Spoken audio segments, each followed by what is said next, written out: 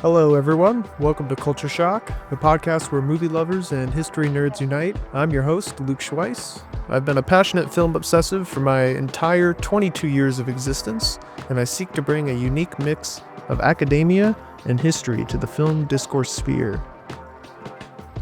Hello, everybody. Welcome back to Culture Shock. We got a new episode today. We're going to be talking about the blockbuster.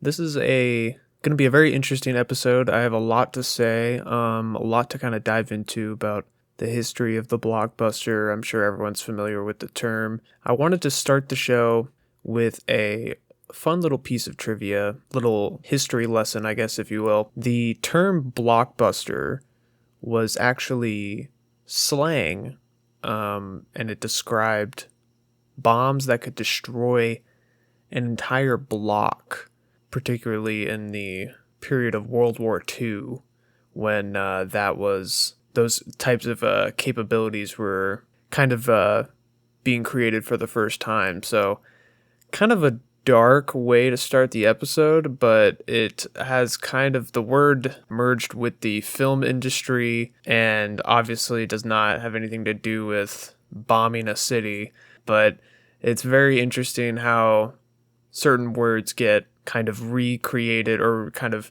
redefined over time and reassociated with different things, and I just thought that was an interesting little tidbit of trivia. But yeah, today, I mean, in the context of the film industry, a blockbuster is essentially a movie that has massive commercial impact. So, I mean, that's kind of a very broad definition, but that is essentially what it means. Going back to the early days of blockbusters, you would say that the term literally is associated with people lining up around the block to go to to get into the movie theater to see the movie. Nowadays, that's not really a thing. If people do see a movie in a movie theater, they're buying their tickets online. Nobody's waiting in long lines anymore to be able to get the best seats. Although I do remember those days when I was younger of not me personally doing it, but my older brothers camping outside for I want to say it was like Harry Potter and the Deathly Hallows Part 2. One of my older brothers attended the midnight premiere of that movie, and those were the days where you couldn't buy the tickets. I mean, you could buy the ticket online, but it was not guaranteed like seating. Like there was no buying specific seats. So yeah, it's crazy just how much things have changed since then. I mean, that was like, I want to say that was like 15 years ago now. But yeah, the blockbuster today, I mean, I think most people don't really use the term to describe like a big movie. They just called it, like, if a big movie's coming out, I don't really hear people my age demographic talking about movies as blockbusters, like if it's a big release. But I think it still exists. I mean, most of the big movies that come out today are still blockbusters. They just kind of look different and are talked about differently in the, I guess, pop culture conversation. So I would say most blockbusters today are essentially like legacy sequels or reboots of other formerly successful franchises, like the Jurassic Park franchise, the James Bond franchise, a lot of the superhero movies that you see, Batman, Superman. Those have had their own trilogies that have just been essentially rebooted various times through different directors, different big actors playing the same character, that sort of thing. I would also say like J.J. Abrams' Star Trek trilogy. That's another example of rebooting a franchise. King Kong, Godzilla, a lot of the monster movies. Those are characters that rarely when you go to see a monster movie in today's day and age, is it an original monster movie? And those are hard to come by. And, you know, we we got to shout out the original monster movies when they do happen, because those do not happen all that often. But I would say there's some kind of key traits that define blockbusters from any time period, either from the 70s to today. These movies are all similar in that they have a massive marketing budget. They have star power, big names, big people attached to them. They are recognizable. They have brand recognition a lot of the times. They have, partnerships with other big brands that, like movie tie-in, merchandising and stuff like that. So, and I would say also a lot of these movies, a lot of blockbusters, from the very beginning, it's been about visual spectacle, movies that you want to see on the big screen that are trying to garner a large audience and a large cultural conversation, have a lot of cultural impact. When I think of blockbuster, one of the first movies that comes to mind is Independence Day. Not that that's like one of my favorite movies or even like the first blockbuster that I saw, but I just think it has a lot of those trademarks of what I just mentioned, like kind of centering the whole story around a big event like the aliens invading Earth and blowing up the White House, and having a lot of recognizable names and also like up and coming actors that starring in the movie are able to like find new success, find new fame through the success of the blockbuster. So it's kind of like, it's a pivotal moment because you have established actors in it and you also have your up and coming actors who are trying to essentially be the next big thing. So you have a crossover there of wide generational appeal. And you can't really talk about blockbusters without talking about Jaws. It kind of is the pioneering blockbuster. You also can't really talk about blockbusters without talking about Spielberg in general. The man basically like reinvented the idea of the blockbuster like 3 times, and was also best friends with another guy who also did the same exact thing, George Lucas. And so you have Jaws in 1975. This was the first, I would say, conventional blockbuster in that it was promoted through a national TV ad campaign. It was released on 400 screens throughout the US. It was released in the summer. Like a lot of these things are a lot of what the release strategy of Jaws and like what made it the highest grossing movie at that time became the staples for the movie industry's template of a blockbuster. And 2 years later, you have George Lucas's Star Wars, which also does the same exact, follows the same formula, even though it's a completely different movie. It follows the same marketing formula of merchandising and the idea of like sequels and spin-offs being a possibility, and kind of like creating a bigger than life movie event.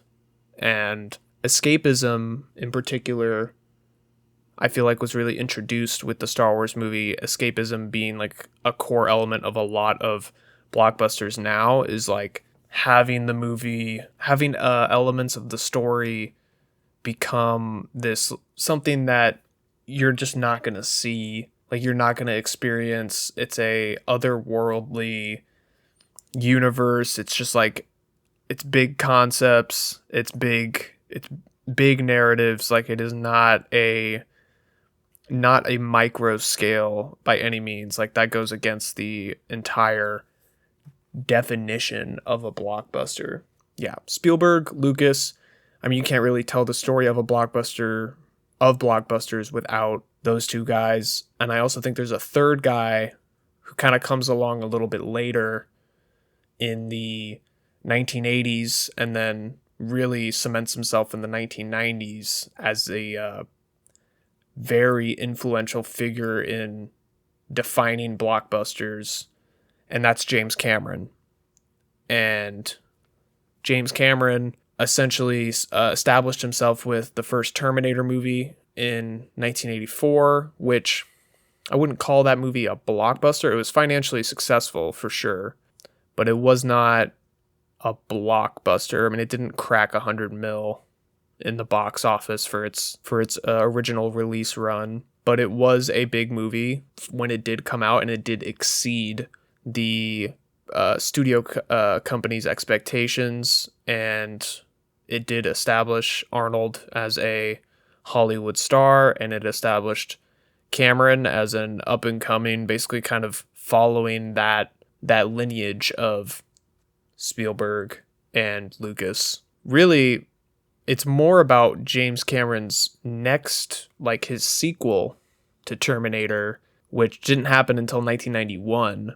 But I would say Terminator 2 is really one of the most influential blockbusters, maybe the most influential blockbuster of all time when you look at how Hollywood filmmaking looks today. That's because of Terminator 2 just completely redefining visual effects, the use of CGI.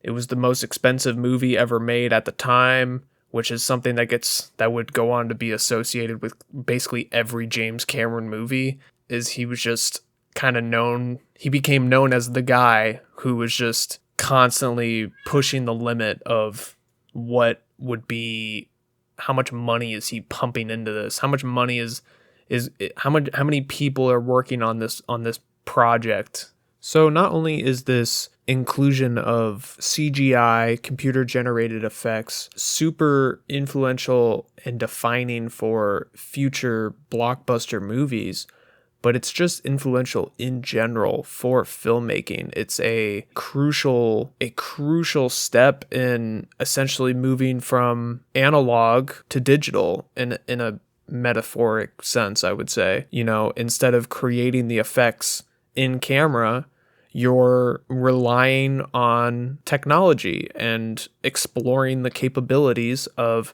what you can create with technology.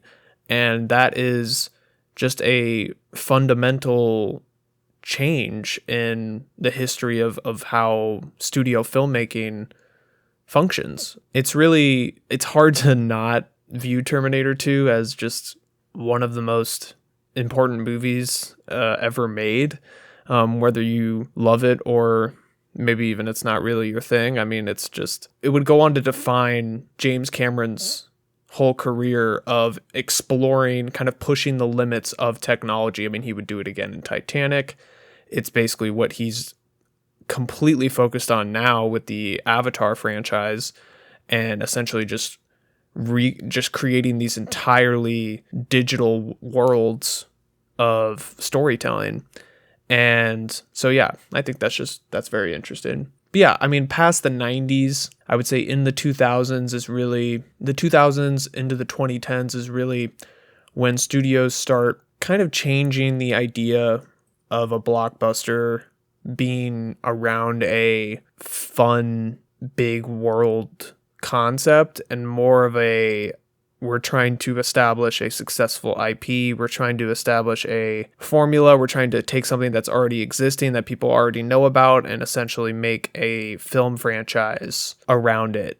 So that's where you see the creation of the MCU. You see the X-Men movies. You see, I mean, there's a common thread here. They're all superhero movies. Everyone's familiar with superheroes, comic books, you know, whether it's actually reading the comic books or seeing like the animated TV shows. When you were a kid, everyone's just familiar with these characters. They're a part of the American cultural iconography. It makes sense to take a pre-existing IP and just make a film franchise around it. And you see a lot of duds with this, you know, a lot of superhero movies in the early 2000s that were not successful, that were not didn't go anywhere. A lot of video game movies as well that we don't talk about those. Um, those are something. But it did. Oh, in the long term, it did prove to be successful because of, I would say, mainly the MCU creating a template for these studios to focus on risk aversion. These are big budget movies, but by establishing a formula that everyone's familiar with, they're guaranteed to be profitable. Once that first Iron Man movie was successful, like once that was a hit, I mean, it was all golden from there. I mean, it wasn't really, like, I would say the Avengers, once the first Avengers movie hit, then it was all golden from there. But once the first Iron Man movie came out, I mean, that's really what established this new trend of blockbusters. And it's kind of spread over. It's spread over into a lot of other franchises now that I kind of mentioned before, of trying to take an old existing successful franchise and essentially reboot it, revive it. We have the Star Wars did it in the 2010s. Jurassic Park did it in the 2010s. So, I mean, that's really just that's the era that we're kind of still in. We literally have a Jurassic Park movie coming out, I want to say in a month. Jurassic World. It's a new Jurassic World movie with ScarJo. So that'll be interesting. But I mean, we're still in this era. This is like present day. The only thing that's really changed over the past 5 to 10 years is obviously just the streaming service role and how these streaming service companies, their role in the marketplace of the film industry and their influence in being able to just throw money at projects and just have it be an exclusive original film on their platform. And, it doesn't get a major theatrical release, one that came out most recently, I think it was maybe a couple months ago, was the Electric State on Netflix. It's the new Russo brothers movie. If you're not familiar with the Russo brothers, they did the Avengers Infinity War, Avengers Endgame, Captain America Civil War, all that. So yeah, that was their new film with Millie Bobby Brown and Chris Pratt, and that had a $320 million budget. I mean, one of the most expensive movies ever, and it was exclusive. It was exclusive Netflix film. It did not release into a single theater, and that movie just came and went. I don't know. I've personally not met anyone that has seen that movie. I mean, it pulled some number. I mean, it pulled 25 million viewers in its first 3 days, which I guess is something, but I don't know. That's another different conversation about how I feel about streaming services and their impact on the traditional market of movie releases and seeing movies in theaters, etc., etc. But really, some questions I kind of want to cap this episode off with. Some questions to pose to you guys is, can an exclusive streaming original movie be a blockbuster? And would you consider that a blockbuster if it's like successful? If everyone's talking about it, but it's not in movie theaters, is it still a blockbuster? And, or maybe it's something else. I mean, is the blockbuster term outdated? Is it dead? Do people not use it anymore? Is it relevant?